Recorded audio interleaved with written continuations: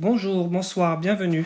C'est un numéro spécial de l'ESC Made in France qui fait suite du coup à notre sélection nationale qui s'est déroulée hier soir sur France 2 et qui a réuni tellement de millions de personnes. Et donc avec moi pour en parler, c'est l'after entre guillemets. Adil, bonjour Adil, merci de nous rejoindre. Bonjour. Bonjour Corentin. On t'a pas entendu Corentin. Bonjour Alex. Yo. Salut, bonjour. Bonjour Gwen. Bonjour à tous. Bonsoir Arthur. Bonsoir. Ce numéro spécial va se découper en 3 parties.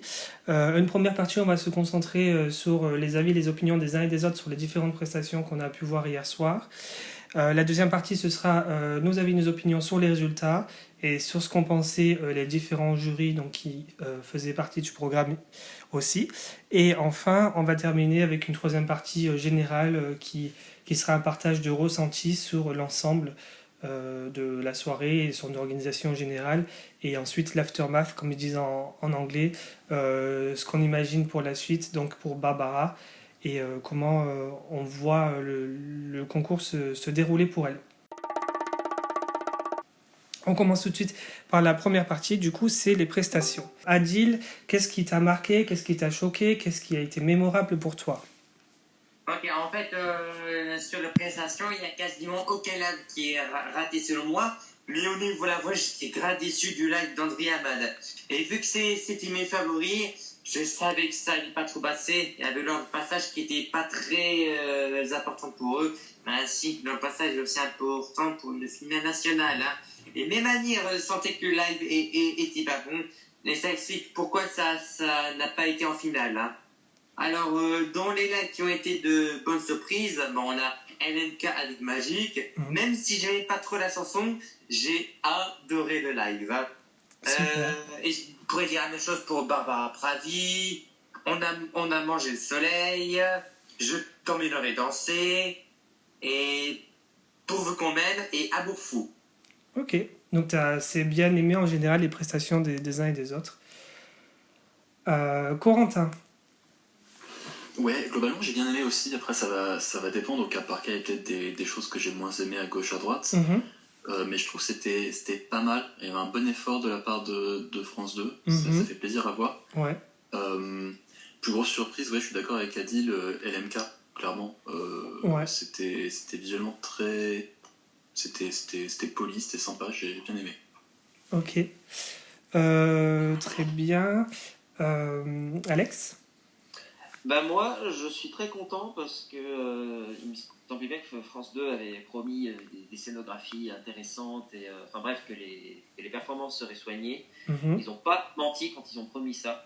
Je trouve que sur toutes les chansons, il y a au moins eu le facteur scénographie qui m'a aidé à regarder les performances, même des chansons que je n'aimais pas. Je m'explique. Par exemple, pour les chansons, j'en prends une au hasard, je t'emmènerai danser, pardon. Oui. Ou même Maeva, qui est ma chanson, ma chanson la moins favorite, disons, cette sélection. C'était quand même intéressant à regarder parce que au moins c'était pas vierge quoi, niveau visuellement quoi. Donc c'est bien de savoir que France 2 fait attention à ça. Ok. National dans les autres pays. Ah, t'as coupé en fait. Ce qui n'est pas forcément le cas des autres nationales dans les autres pays, c'est ça que tu voulais dire? Oui, c'est ça. Ok, très bien. Gwen, qu'est-ce qui t'a marqué? Qu'est-ce que tu aimerais oublier? Après, personnellement, c'était une assez bonne soirée hier soir. Après, personnellement, au niveau des mises en scène, j'étais un peu déçu. Je m'attendais un niveau un peu plus élevé. D'accord. Qu'est-ce qui te fait dire ça en particulier comme prestation? Pardon? Qu'est-ce qui te fait dire ça, par exemple, comme prestation? Qu'est-ce qui t'a déçu? Après, j'ai pas trouvé ça vraiment original. J'ai trouvé ça un peu basique, quoi. Je veux dire, il n'y a pas eu de facteur X qui permet de dire, tiens, voilà, ça c'est vraiment... c'est vraiment énorme, mais je trouve que même peut-être les balades sont peut-être plus mises à l'avant par rapport à d'autres oui, chansons. je suis d'accord. Du coup, tu aurais voulu peut-être qu'il y aurait plus de trucs style effet pyrotechnique, ce genre de choses. Non, mais je dirais quelque chose, des chorégraphies, je dirais un peu plus alléchées. Ouais. Pas de trucs un peu basiques. À un moment, j'avais l'impression de revoir Six My Life d'Anna Bergendal ou Oui, je comprends. Je comprends ce que tu veux dire. quelque chose comme ça, quoi. En fait, maintenant que tu le dis, c'est vrai que je pense aux prestations qu'on a dans les simples demi-finales du MGP. C'est très impressionnant comparé à ce qu'on avait hier soir. Après, c'est pas pour cracher dessus non plus, c'était très bien ce qu'on avait hier soir. Mais par exemple, je pense à Ole Hearts qu'il y avait hier soir dans le MGP. C'était vraiment extraordinaire, surtout sur la surface qu'il a. Et j'ai l'impression que la scène quand même qu'on avait en France était un petit peu plus large, un petit peu plus grande. Et les gens, on a l'impression qu'ils se sont un petit peu retenus, ils n'ont pas osé aller aussi loin. Arthur ? Oula, il y a eu Tom Lab qui vient de se lancer là, c'est qui? À voir. Je ne tiens que c'est Michael. Hein. C'est son fantôme qui vient nous hanter. Dixième chez moi. Ah bah justement, j'ai adoré la performance de Tom Lab hier soir. Ah bah non, je sais pas. Eh ben non. Au moins, on a eu une petite partie avec Anir. Hein. Oui, ça faisait plaisir. Ton avis sur les prestations, Arthur ? Ouais, je suis très content parce que par rapport à Destination Eurovision, je trouve qu'on n'a pas eu de performance top budget. Il y avait vraiment de l'investissement de la part de France 2. Oui. Il y a toujours un problème de son. Je sais pas, peut-être que le mec de l'ingé son il vient pas, sûrement. Ouais. Mais il y a toujours un problème, on les entend pas souvent. Moi j'ai André Hamad, j'ai trouvé. Oui, t'as raison, ouais. André Hamad et les deux là, 21 juin le duo, mais le mec je crois qu'il chantait en mettant la main sur son micro, c'est pour ça qu'on l'entendait mal, je pense. Ouais, donc lui il a jamais fait de scène par exemple. J'ai été effaré en voyant la performance de Philippine qui je trouve elle a totalement raté son live. Philippine, elle avait une super chanson et je pense qu'elle avait pas la voix ce soir-là, un truc comme ça, mais elle a un peu raté. D'accord. J'ai vraiment été, comme beaucoup de gens, mon souffle s'est coupé aux performances de Juliette Moren et Barbara Pravi. J'ai été bizarrement assez ambiancé par la performance d'Anne Nui. Je ne saurais pas expliquer pourquoi, mais... Oui, pareil. Ouais, ça faisait toujours autant Club Med, mais pourquoi pas, quoi. C'était sympathique. Ouais. La performance d'Ali était grandiose, j'ai trouvé. Ponix, on sentait que le chanteur il forçait un petit peu sur sa voix et que parfois c'était un peu limite niveau vocal. Oui. Mais à part ça, ils avaient bien mis le feu à la scène. C'est clair, ouais. Aussi, comme les autres, je suis assez super surpris par AMK. Et du coup, voilà. Après, il y a eu des performances plus classiques, genre Cephas nous a fait un Serrat 2016. Casanova, il était assez classique, voilà. Voilà, c'est tout ce que j'avais à dire. En tout cas, c'était une très bonne soirée pour les performances et ça se voit vraiment qu'il y a eu le budget qui a été mis, il y a eu vraiment un certain engouement à faire. Je pense qu'il y a eu un certain plaisir à faire cette émission et ça se voyait vraiment. Oui. Et voilà, pas déçu, vraiment pas déçu. J'ai passé une très bonne soirée à regarder toutes ces performances. D'accord. Ouais, moi je pensais que peut-être il faudrait qu'on parle d'Anne-Mui un peu parce que j'ai l'impression que pour beaucoup de gens ça a été pas la révélation mais qu'ils ont fait un live qui a été d'autant plus accrocheur et d'autant plus réussi que ce qu'on attendait en général, parce que nous il faut le dire dans notre groupe à nous c'était la chanson qu'on avait classée en dernier et moi aussi j'ai été assez bon quand même, j'irai pas jusqu'à émerveillé mais j'ai été assez marqué parce qu'ils étaient super bien habillés, ce qu'ils portaient c'était absolument magnifique. Et alors par contre, faut qu'on en parle. Le costard et torse nu dessous, je trouve que c'est une faute de goût. Personnellement. Ah non, mais moi je pense que c'était fait exprès. Je pense qu'il voulait montrer qu'il était bien gaulé, tu vois.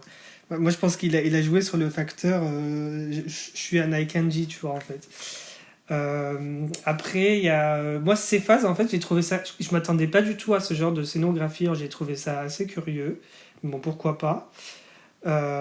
Philippines, ça m'a fait penser à celle qu'il y avait dans Destination Eurovision il y a 2 ans, la québécoise là, que Corentin avait adorée. Avec Gabriela. Voilà, c'est ça. Avec le truc, avec les marches, là, comme ça, j'ai trouvé que c'était très proche visuellement. Et le reste, ouais, comme tout le monde, très marqué. J'ai trouvé ça très joli, le passage de Barbara Pravi, où on voit son ombre sur le sol et qu'il y a des oiseaux aussi. J'ai trouvé ça absolument impressionnant. Et puis les lumières aussi sur le sol, en fait. La plupart des candidats ont fait une excellente utilisation du screen, enfin de l'écran qu'ils avaient sur leurs pieds. Il y avait des images absolument magnifiques, dès le début d'ailleurs pour André Amad, avec ces espèces de rosaces comme ça, c'était extrêmement beau à voir. Voilà ce que je pourrais dire pour les prestations. On va passer à la deuxième partie qui sont maintenant, alors c'est un peu plus de controverse, ça va causer les résultats. Donc pour les résultats, et donc là ça va inclure du coup ce qu'on aura pensé des réactions des différents membres du jury aussi. Adil, qu'est-ce que tu aurais à dire?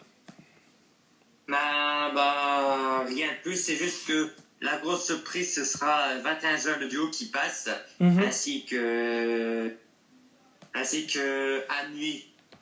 Oui. Et ainsi que Juliette Morel aussi. Ah, c'était une surprise pour toi qu'elle passe? Pour la victoire finale, sans surprise. Hein. D'accord. Ok. Ensuite, alors, c'est Corentin. Au niveau des résultats, comblé par la lecture de Barbara Pravi, je pense que, je ne vais pas éterniser là-dessus, je pense que c'était notre meilleure option et qu'on a fait un très très bon choix hier soir. Oui. Très surpris par beaucoup de choses ce soir, en sachant que c'était une première partie 100% télévote, ne pas voir Philippines passer. C'est vrai. Voir LMK repêché par le jury, j'étais très surpris. Alors après, tu parlais du jury, c'est plus normal par rapport au format, je pense, qu'au résultat. Mais j'ai trouvé insupportable de devoir entendre le jury parler à chaque fois, après chaque performance. Déjà, c'était très random. Tu voyais Bern et Boccolini. Bon, alors qui veut parler? Toi, tu veux parler? Vas-y, parle. C'est vrai que c'était... C'est des grosses têtes. Je vois pas l'intérêt. Amir était très pétant sur son commentaire par rapport à André Amad. Il était très, très dégradant. Genre, ah oui, toi, c'est quoi ton prénom déjà? Franchement, t'étais nul en dansant. T'étais vachement mieux avec la guitare dans nos vidéos. Mais genre... Il l'a pas dit comme ça. Et puis il s'est fait un peu attaquer Alors, sur les réseaux sociaux sur il a ça. clairement dit, excuse-moi, c'est quoi ton prénom? Ouais, c'était pas très gracieux, t'étais mieux avec la guitare dans la vidéo. Il a clairement dit comme ça.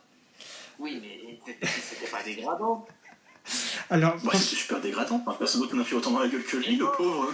Moi, je trouve pas qu'il est... Certes, il a dit son avis, négatif, mais moi, personnellement, j'ai trouvé ça très constructif et qu'il remplissait son rôle de jury, personnellement. Après, peut-être que certains de ces mots, tu les as peut-être mal interprétés, ou peut-être moi, je juge mal et que...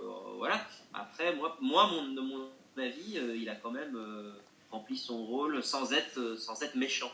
Après... Je suis d'accord avec Alexandre. Okay. Je trouve que les avis qu'il donne après les prestations, je trouve que c'est pas forcément, ça ne doit pas forcément être tout le temps positif. Ouais. Je trouve qu'on doit remarquer parfois les choses qui ne vont pas dans une prestation. Même en n'étant pas forcément d'accord avec ce qu'Amir a dit, je trouve que c'était juste de quand même faire des remarques négatives. Ça peut faire dire dans le... Pourquoi pas? Moi j'ai un problème avec les remarques dans ce genre d'émission, je pense que ça n'a pas sa place, puis ça casse le rythme, puis ça rallonge, ils ont débordé d'une demi-heure, quoi. Bon, peu importe, à la limite. Qu'est-ce que j'allais dire d'autre? Je sais plus. Par rapport au jury, oui, sur les résultats, on parle des résultats.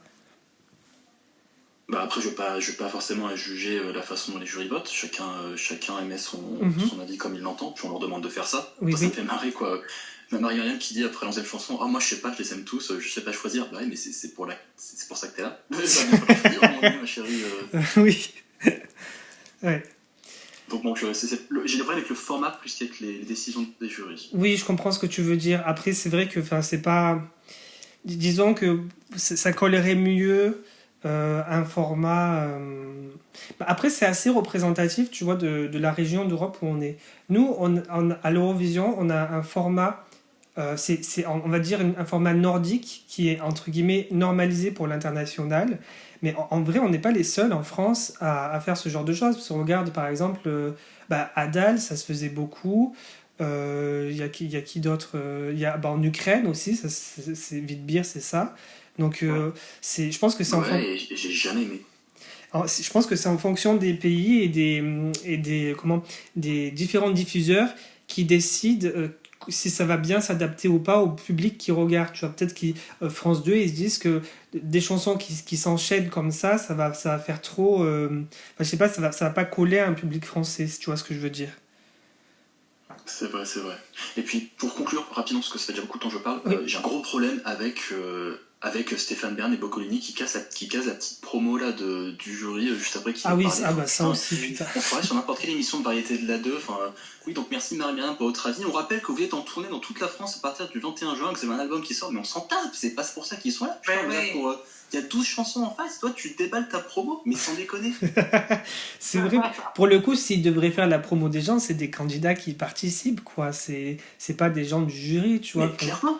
Parce que tu veux faire ta promo, Michel Ballet, il y a les enfants de la télé le dimanche après-midi avec Ruquier sur la 2, tu vas là-bas, tu fais pas ça sur... Oui. C'est n'importe quoi. Je suis d'accord, parce que pour le coup, une émission comme celle-là, c'est la plateforme à eux, les artistes qui viennent en compétition, plus que les gens du jury, quoi. C'est clair. Du coup, Alex, pour les résultats. Alors les résultats, j'aimerais juste rebondir sur ce qu'a dit Adil du coup pour les résultats.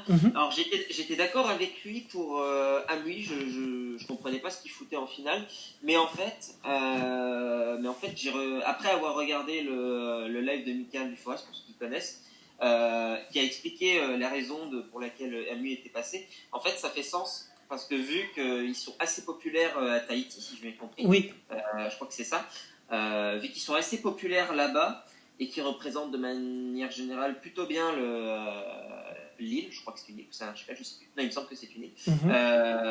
Du coup, en fait, ça a fait un peu un effet diaspora et du coup, ils ont reçu énormément de votes de la part de Tahiti en fait.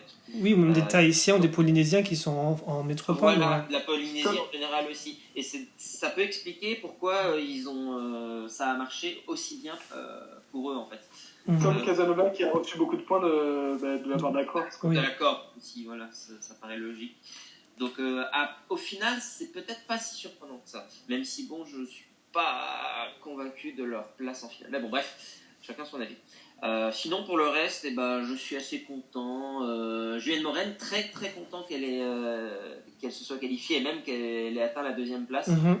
Je ne comprenais pas avant la sélection pourquoi tout le monde la mettait aussi bas dans les classements. Pour moi, elle avait clairement sa place d'être dans les premiers, enfin dans les favoris quoi, auprès de Barbara, André Yamad, LMK ou même Ponix d'une certaine façon, par exemple. Donc je suis très très content qu'elle ait trouvé son succès. Elle n'a pas gagné, mais certes, elle a quand même fait une 2e place. C'est très beau, c'est très bien. Et pour moi, c'est clairement justifié parce que la chanson et la performance étaient, elles étaient bien gérées. Il n'y a rien à dire quoi. Et puis, donc ces phases, je suis content aussi. Barbara, évidemment. Pony X, même si le chant était horrible, je suis content quand même. Casanova, bon, voilà, pourquoi pas. LMK, content qu'elle ait... Alors, pareil, je comprends pas pourquoi elle a été repêchée par le jury et qu'elle ne soit pas qualifiée, qu'elle n'était pas dans les 7 premiers dans le télévote. Sans doute à cause justement de ce que j'ai dit avant sur la diaspora. Et du coup, peut-être qu'elle a dû manquer... à quelques voix. Elle a dû manquer sa place à quelques points, oui. Ouais. Et pour ce qui est de 21 juin, le duo, ça par contre, pour moi, il n'y a pas d'argumentation. Ils ne méritaient pas leur place. Voilà. Je suis d'accord, donc la logique a fait qu'ils ont fini dernier. Hein. Ouais. Et André Yamad, alors c'est vrai que c'est un peu dommage qu'il ne soit pas passé, mais en fait ça m'étonne pas tellement. D'ailleurs, je le dis pour les spectateurs, mais sur le groupe Twitter de l'émission, j'avais dit avant l'émission, André Yamad va flopper, vous allez voir. Et j'avais raison. Tu penses que c'est l'influence qu'a eu Amir de les défoncer qu'il ne soit pas passé, parce qu'en fait c'est typiquement Alléluia, c'est typiquement le titre, la chanson qui fait énormément plaisir aux Eurofans, parce qu'elle délivre, comment on dit ça, elle apporte un message qui fait très Eurovision, quand on y pense. Donc, oui. Nos différences, les cultures, les couleurs, c'est pour n'importe quel eurofan qui aime les différentes cultures et le monde autour de soi. C'est le message parfait. Et ça, je comprends tout à fait, je suis tout à fait d'accord. Ouais. Mais par contre, pour un public français, qui déjà forcément... Mais par contre, pour un public français, j'ai un peu plus de doutes, et je pense que j'ai raison, sans vouloir me vanter, bien sûr, parce que déjà, pour les paroles, font peut-être un peu bobo, ou j'aime pas dire ce mot, mais voilà. Oui, je vois ce que tu veux dire. Un peu bobo, un peu pousse-nouille. parisien, Oui. ou un peu niais. Oui. Je suis d'accord. Et connaissant le public français et la tendance qu'a France 2 et le service public en général à un peu promouvoir ce genre de choses, peut-être que certains Français se sont sentis un peu lassés et qu'ils n'ont pas forcément été attentifs, enfin pas attentifs, mais réceptifs, disons, à cet univers-là. Et du coup, c'est ça en fait. Je pense que la chanson n'a pas assez évoqué de sentiments. En fait, le message de la chanson n'a pas ciblé le bon groupe en fait.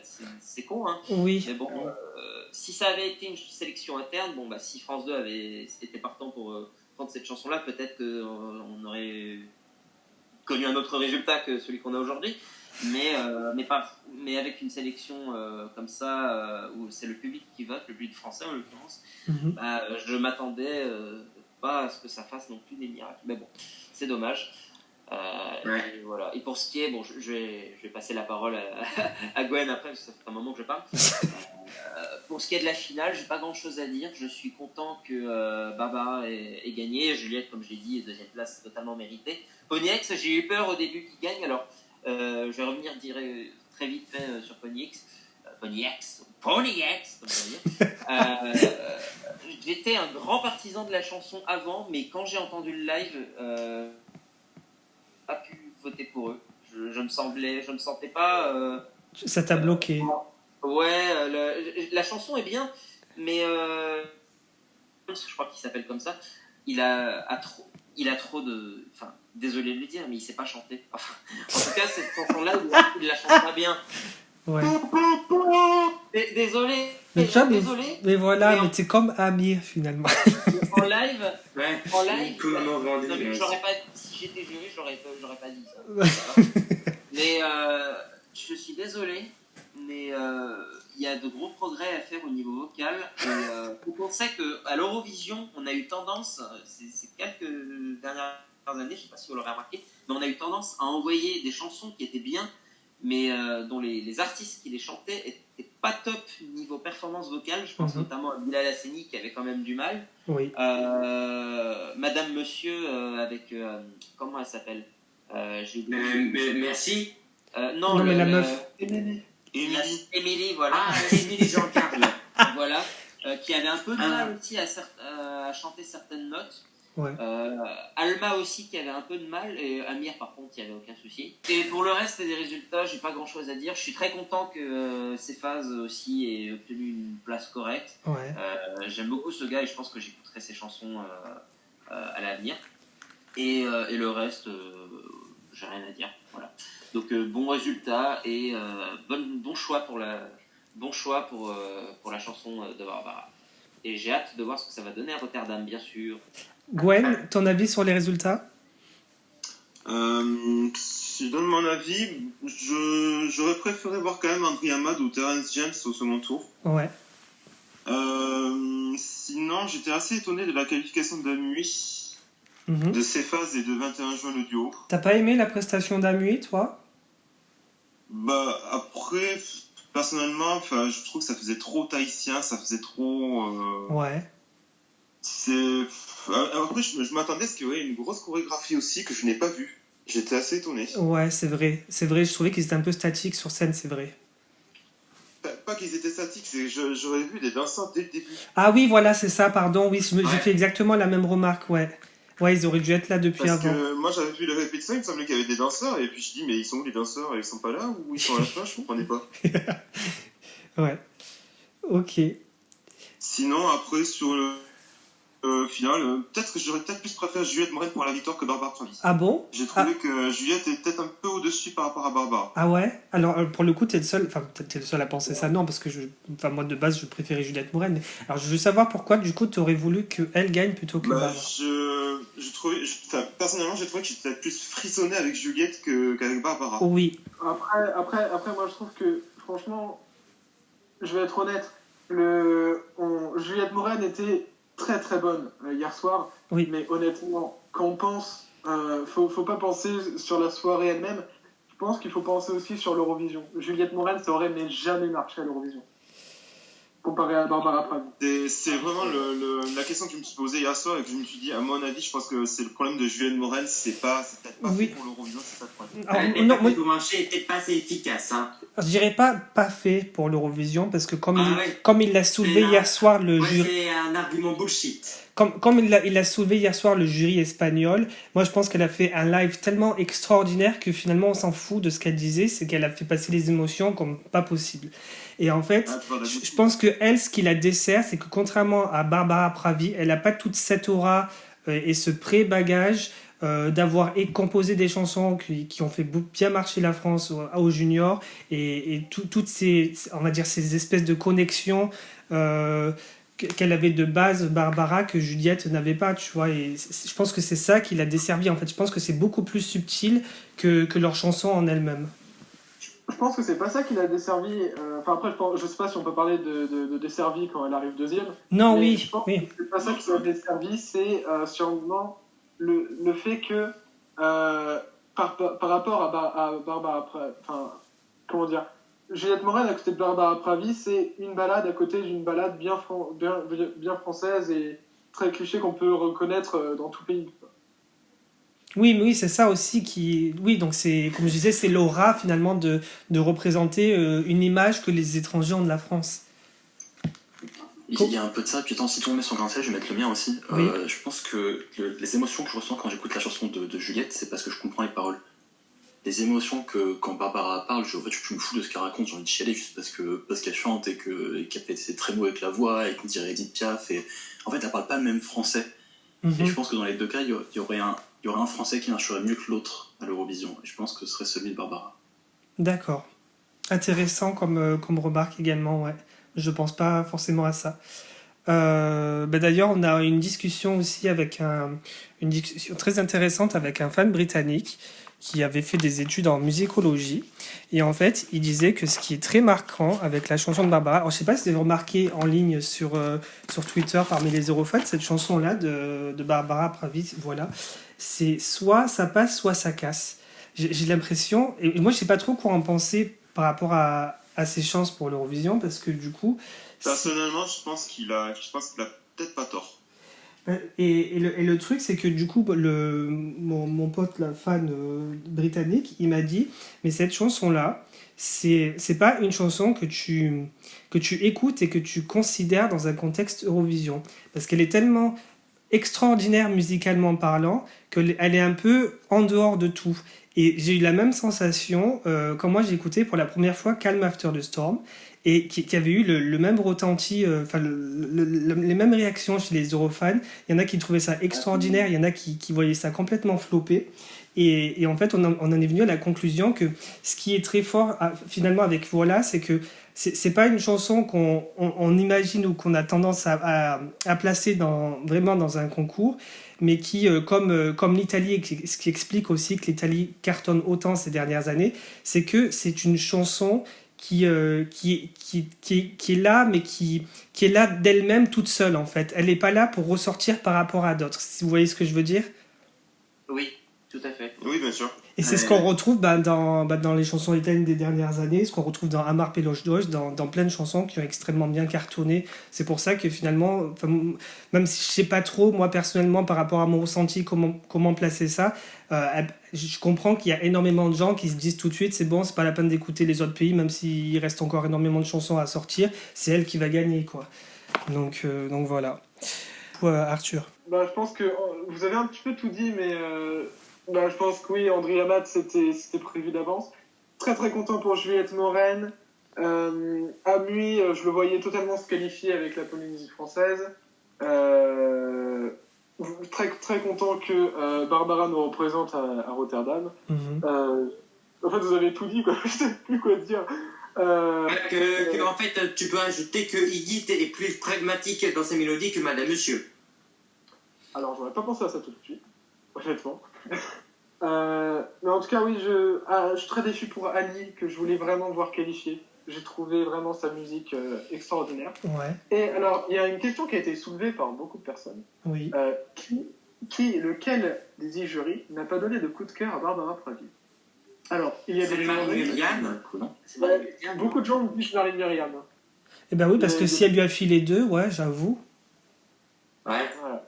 Beaucoup de théories autour de ça. En fait, c'est un peu les votes d'Amir de 2018, Marie-Myriam. Hein. Peut-être quand... Il y a un retournement de situation, c'est Chimène Badi qui n'a pas donné le coup de cœur. En fait, s'il faut, Marie-Myriam, elle fait croire qu'elle en a marre d'être la dernière gagnante, mais... Elle est contente. Mais elle veut le rester, c'est ça le truc. Elle kiffe, hein. Non, mais franchement, je veux qu'on gagne. Allez hop, Barbara, 2 points. Mais du moment qu'elle donne 12 à Polix, elle est contente. Est-ce qu'elle ne voudrait pas être succédée parce que c'est le seul moment où on parle d'elle? Mais ouais, mais quand on a les chants.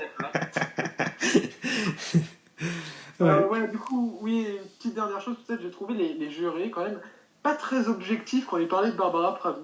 Même si c'est, objectivement, même si c'est la meilleure de la soirée, tu dis pas, c'est toi que je veux voir à Rotterdam, quoi. C'est bon. Oui, j'avoue. Surtout quand il y en a 5 qui viennent derrière. Ouais, surtout. Va passer après ça, quoi, la pression. J'avoue. Ah bah, je pense que c'est qui est passé après Barbara déjà? C'est Polix.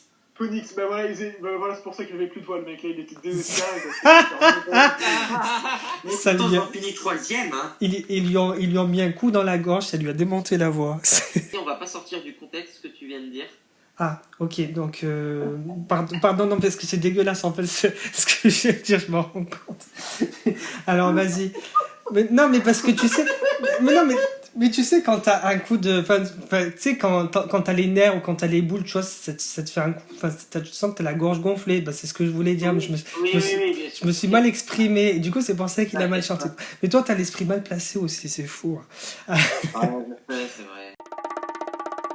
Pour les avis, les opinions sur l'ensemble du programme, Adil, es-tu content de ce qu'a fait France 2 hier soir? Ouais, content du programme. Les choses sont enchaînées bien et les audiences, ça c'est R110, c'est quand même la meilleure audience de toutes les sélections. Hein. Enfin, je parle surtout au niveau de la finale. D'accord. Corentin? Non, et ça va être dur. Enfin, j'ai pas encore regroupé mes pensées pour être honnête, mais j'ai un gros problème avec le format, avec la façon dont les jurys sont introduits et compagnie. Ça, je l'ai déjà évoqué. Oui. J'ai un problème avec l'approche. Enfin, c'était rigolo, c'était bon enfant, mais ça me gênait un peu. Je vais peut-être revenir dessus plus tard parce que là, je sais pas comment le formuler. J'ai remarqué qu'il y a un point particulier qui t'a perturbé, et moi aussi, c'est au moment de l'annonce des résultats, je m'attendais à ce qu'il se fasse vraiment au prorata des votes des gens, comme ils avaient fait pour Destination Eurovision, alors que non. Ouais, en fait, non, j'ai pas compris. Mais en fait, pour faire une pensée simple, pour conclure, Destination Eurovision 2018 avait ses soucis. C'était un bon format de base, c'était pas un mauvais format, mais ça avait ses problèmes. Et puis ils ont construit là-dessus pour enrichir le format et corriger les choses pour 2019. Et là, ce qui est dommage, c'est que 2 ans après, ils ont pris Destination Eurovision, ils l'ont foutu en l'air, et ils sont partis de zéro alors qu'ils auraient très bien pu reprendre 2019, construire dessus, améliorer ce qu'il fallait améliorer. Oui. Et en fait, non, on part de zéro, avec les mêmes problèmes, avec un programme qui dure 30 minutes de plus que ce qu'il aurait dû, avec tout un paquet de trucs qui sont pas allés, et c'est du gâchis, c'est dommage. Mais pour finir sur un point positif, j'ai beaucoup aimé l'effort des mises en scène, qui n'était pas forcément exceptionnel, mais qui était bonne, et je pense que ça augure de bonnes choses pour la suite. Ça fait plaisir de voir France 2 se rendre compte qu'ils peuvent faire des zooms avec leur caméra et qu'ils peuvent décider de leur angle de caméra. C'est rien, mais putain, ils se rendent compte de ça à Rotterdam, mais on va tout déchirer. Mais oui. Ouais, mais à propos du format de vote, c'est pour avoir un épisode Made in Bilal.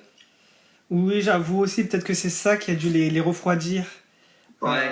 Le coup de la vague déferlante de Bilal, ouais. Alex? C'est pas faux. Alors, comme j'ai dit avant d'enregistrer, je trouve qu'on est trop, on est trop exigeant notamment Corentin, je trouve que tu es trop exigeant au niveau de ça. Je comprends tes arguments et t'as pas tort sur certains points, mais je trouve que comparé, je veux dire, bon, on est la France, on est un pays qui est pas forcément, on a quand même une grosse histoire dans le concours, mais faut pas, certes, alors oui, il y a des défauts, certes, le jury est un peu chiant par moment, tout ça. Certes, le show était peut-être un peu trop long, peut-être que les présentateurs étaient un peu chiants de temps en temps, peut-être qu'ils n'avaient pas leur place à certains moments, mais faut pas déconner non plus, c'était pas un mauvais show en soi. Je suis d'accord aussi avec les performances, ça je l'ai déjà dit, performances qui étaient très bien soignées et il y a du potentiel. Il faudrait qu'on fasse ça pour Rotterdam et même tous les ans à l'Eurovision, ce serait putain de génial. Et voilà, mais du coup, je trouve qu'on est trop, on attend trop de la France. Parce qu'en fait, nous, on n'est pas la Suède. On n'est pas un pays qui fait qui depuis qu'il participe à l'Eurovision depuis 1960 possède une sélection nationale tous les ans. On n'est pas un pays comme ça, nous. Donc je trouve que c'est un peu facile de reprocher à un pays comme la France de faire des erreurs sur un format de sélection nationale qui n'est même pas qui est quelque chose qui n'est même pas abouti. C'est courant de ça en France. Ah, c'est courant, d'accord, oui. Ouais, voilà, c'est pas quelque chose, c'est pas une tradition, si tu veux, la finale nationale de l'Eurovision en France. Oui. Contrairement en Suède, comme je l'ai dit, par exemple. Où là, vraiment, c'est comme ça, c'est une tradition de tous les ans, depuis des années déjà. Donc, dire ça, alors que... Et puis d'ailleurs, un autre point aussi, je suis sûr que si on reprenait les premières éditions du Melody Festivalen il y a longtemps, donc, je suis sûr qu'on pourrait trouver énormément de défauts aussi aux émissions, surtout qu'en plus, on était à l'époque du début de la télévision. Il y avait certainement énormément de choses à corriger. Et je pense que les producteurs de télé et même les professionnels de l'audiovisuel seraient d'accord avec moi. Donc là, en l'occurrence, pour ce qui est de cette émission de présélection, je trouve que c'est un peu pareil, quoi. On n'est pas un pays qui fait des sélections pour l'Eurovision tous les ans.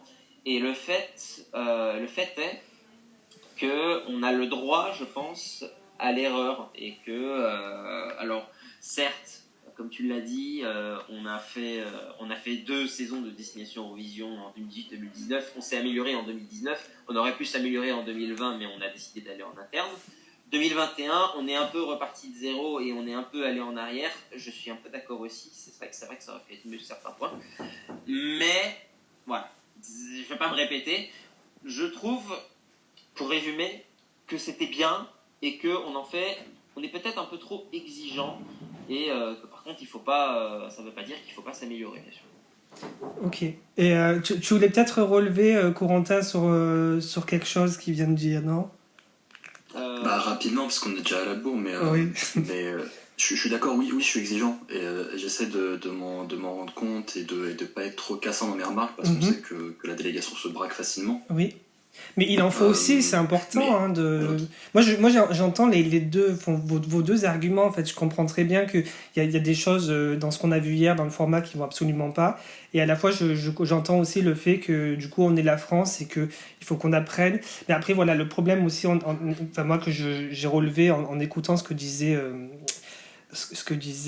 Alex sur le passé du Melody Festivalen, c'est que, contrairement à d'autres pays, en France, le gros problème qu'on a à la télévision, c'est que quand on a des équipes qui, au fil des années, se succèdent et prennent des postes ou des responsabilités, ils veulent absolument avoir leur marque à eux sur un programme. Et du coup, en question Eurovision, ça tue une certaine forme de continuité. Alors que, par exemple, quand tu compares ça au Melfest, ok, je pense que les premières éditions, il y aurait plein de choses à améliorer, à corriger, à faire mieux. Mais le Melfest, c'est vraiment resté une marque de fabrique sur laquelle on a ajouté des choses, on a greffé des choses au fil du temps. Et ça, c'est vraiment un problème qu'on n'arrive pas à régler en France. C'est le fait de garder une continuité dans un programme et de simplement l'adapter au fil du temps aux différentes époques et aux différentes audiences qui regardent le programme. Puis Corentin, tu voulais relever. Non, encore une fois, je vais pas m'éterniser. Donc, je disais oui, effectivement, je suis exigeant. Et oui, je m'en rends compte. Et oui, il faut être plus indulgent. Et j'essaie de l'être en termes de, par exemple, quand je juge les performances et je dis qu'elles sont bien, je pense être un poil indulgent. Mm-hmm. Mais d'un autre côté, on parle de France 2, on parle de la deuxième chaîne de France. À un moment donné, je m'attends pas à ce qu'ils nous pondent un Melody Festival de 6 semaines, un truc clean, carré. Évidemment, il y a tout l'historique de la SVT qui fait qu'on pourra jamais faire ça du jour au lendemain. Mm-hmm. Mais je pense qu'une chaîne du calibre de France 2 pourrait faire un peu mieux. Oui, je suis d'accord. Pourrait essayer de faire un peu mieux. Je suis d'accord. Ouais.